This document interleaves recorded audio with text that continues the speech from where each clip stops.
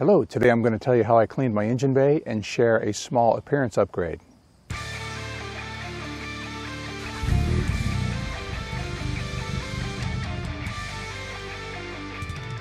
Welcome back and thanks for being here. I got a question on one of my previous videos. It was simply, how do you keep your engine bay so clean?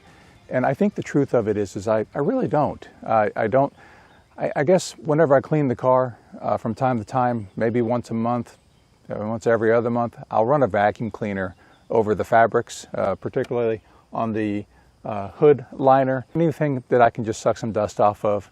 I don't really wash the engine. I used to on my other cars, but not on this one.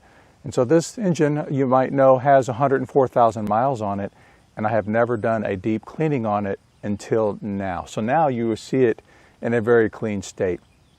And all I did was got the vacuum cleaner with a brush and just brushed through, knocked loose any loose dust, and then I sprayed a little bit of soapy water on some of the dirtier areas of the engine. There are just a few, and rinse it off. I did not use a lot of water, high pressure or anything like that.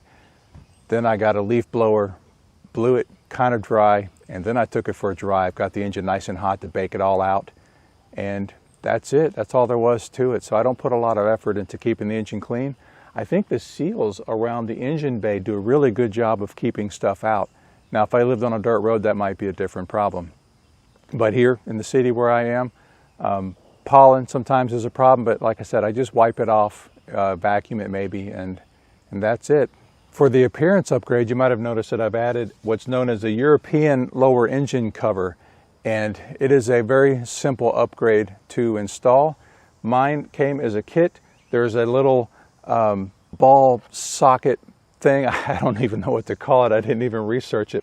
So you just thread the ball into the intake manifold, and that helps hold this one side down. And so you can see that it just comes undone. But once you have the ball threaded in there, then only one of them, this piece is actually intended to have two balls supporting it. So a ball here, and then the center piece goes in and it connects to the intake manifold. The European intake manifold must be just a little bit different because there is not a ball over here to support this side, and so you can see there's a little bit of play there. But other than that, it's fine.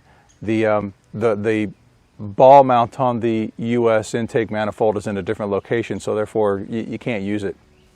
But one ball and one hard point in the center is sufficient to hold the piece, and hopefully we'll see. My thought was that it would protect the intake manifold. You might recall that there's a bunch of box work in here, and that would collect a lot of debris.